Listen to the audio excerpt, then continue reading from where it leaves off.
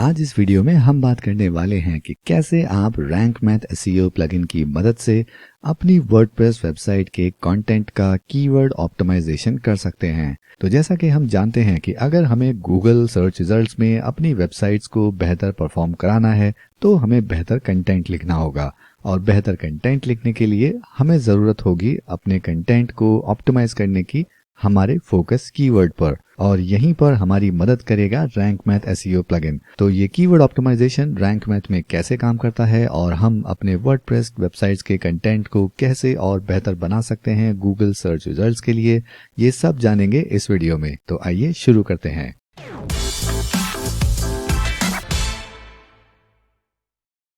नमस्ते दोस्तों, मेरा नाम है अंकित और आप देख रहे हैं मैगजीन 3 यूट्यूब चैनल, जहां हम बात करते हैं वर्डप्रेस की।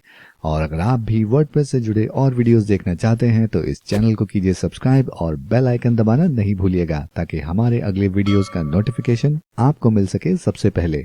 तो अगर हम चाहते हैं कि हमारी वेबसाइट गूगल के सर्च रिजल्ट्स में रैंक करे तो हमें उस पर बेहतर कंटेंट लिखना होगा, और हम बेहतर कंटेंट तभी लिख सकते हैं जब हमें मालूम होगा कि हमारा फोकस कीवर्ड क्या है उस कंटेंट के लिए, और हमारा वो कंटेंट उस फोकस कीवर्ड के लिए पूरी तरह से एसईओ ऑप्टिमाइज होगा। तो आइए चलते हैं अपने वर्डप्रेस के बैकएंड में और मैं आपको दिखाता हूं कि कैसे हम रैंक मैथ एसईओ प्लगइन की मदद से अपनी वर्डप्रेस वेबसाइट के कंटेंट को ऑप्टिमाइज कर सकते हैं सर्च इंजन रिजल्ट्स के लिए। तो हमारे वर्डप्रेस बैकएंड में हमारे पास ये एक सैम्पल पोस्ट है और इसके लिए हम कीवर्ड ऑप्टिमाइजेशन करेंगे। और जब भी हम कोई आर्टिकल या कोई ब्लॉग पोस्ट अपनी वेबसाइट पे लिखते हैं और चाहते हैं कि वो गूगल सर्च रिजल्ट्स में बेहतर परफॉर्म करे, तो हमें सबसे पहला काम ये करना है कि हम ये तय करें कि उसमें फोकस कीवर्ड क्या रहेगा, यानी कि ऐसे कौन से कीवर्ड्स हैं जो हमारे विजिटर्स गूगल में सर्च करेंगे और उसके लिए हमारा ये पोस्ट और ये आर्टिकल गूगल के सर्च रिजल्ट्स में दिखना चाहिए। तो जब हम ये फोकस कीवर्ड डिसाइड कर लेते हैं तो रैंक मैथ एसईओ प्लगइन इस ब्लॉग पोस्ट या इस आर्टिकल को एनालाइज करना शुरू करता है और हमें कुछ सजेशंस देता है कि किस तरह से हम अपने इस आर्टिकल को और बेहतर बना सकते हैं उस पर्टिकुलर फोकस कीवर्ड के लिए, ताकि उस कीवर्ड के लिए हमारा ये आर्टिकल गूगल सर्च रिजल्ट्स में थोड़ा बेहतर रैंक कर सके। अभी आप देख सकते हैं कि हमने ये ब्लॉग पोस्ट यहाँ लिखा हुआ है और रैंक मैथ एसईओ क्योंकि इंस्टॉल है तो यहाँ अभी इस आर्टिकल की रैंकिंग 20 आउट ऑफ 100 दिखा रहा है। तो अगर आप अपने रैंक मैथ ऑप्शन में इस तरह का रेड स्कोर देखते हैं तो इसका मतलब है कि थोड़ा इम्प्रूवमेंट किया जा सकता है, और अगर आप येलो स्कोर देखते हैं तो इट मीन्स कि ये ठीक ठाक है और काम चल जाएगा। लेकिन अगर आप ग्रीन स्कोर देखते हैं तो इसका मतलब है कि आपने अपना ब्लॉग पोस्ट या आर्टिकल अपने फोकस कीवर्ड पे या अपने टारगेट कीवर्ड पे बहुत अच्छे से ऑप्टिमाइज कर लिया है। तो सबसे पहला स्टेप, हम अपना फोकस कीवर्ड यहाँ डिफाइन करेंगे।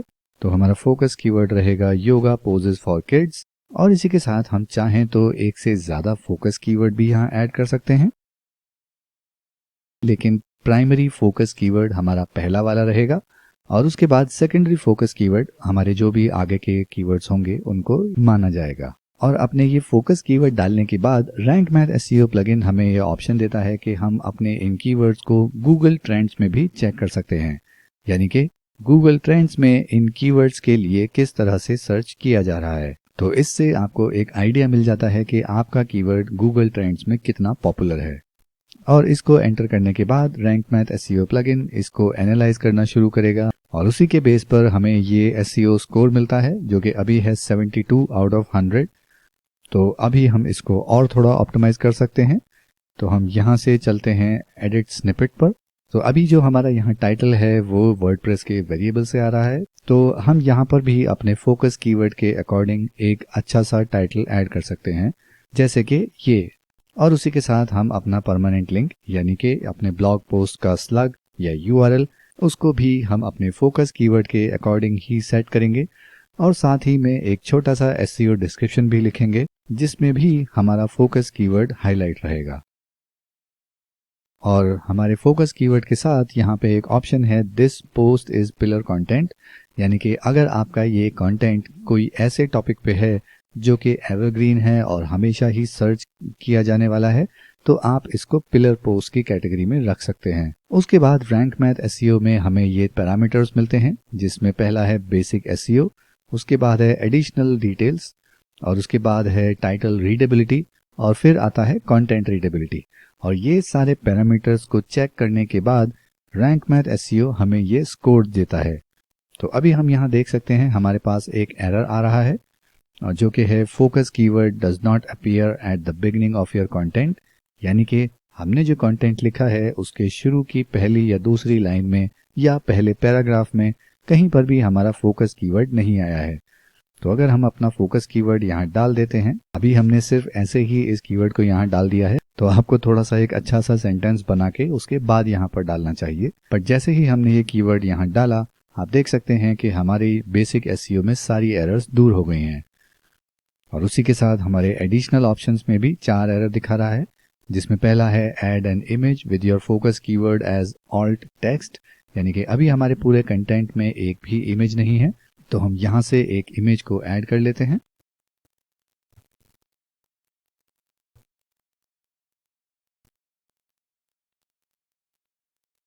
और हम ये इमेज को करते हैं सिलेक्ट, और अभी जैसा आप देख सकते हैं यहाँ सिर्फ टाइटल टैग है, ऑल टैग नहीं है। तो उसके बाद हम इसको करते हैं सिलेक्ट।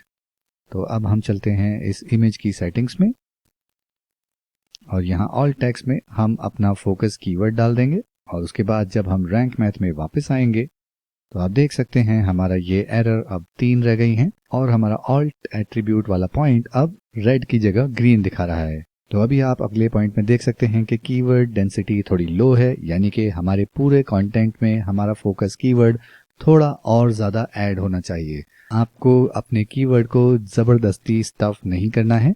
हमें ध्यान रखना है कि हम एक अच्छा आर्टिकल लिखें और हमारे कीवर्ड को सही तरीके से पूरे आर्टिकल में डिस्ट्रीब्यूट कर दें। और इसी तरह से आप इन डिफरेंट पैरामीटर्स के जो भी पॉइंट्स हैं उनको देखकर और अपने कंटेंट के हिसाब से इनको फिक्स कर सकते हैं। और जैसे जैसे आप ये फिक्स करते जाएंगे आपका रैंक मैथ एसईओ स्कोर बढ़ता जाएगा।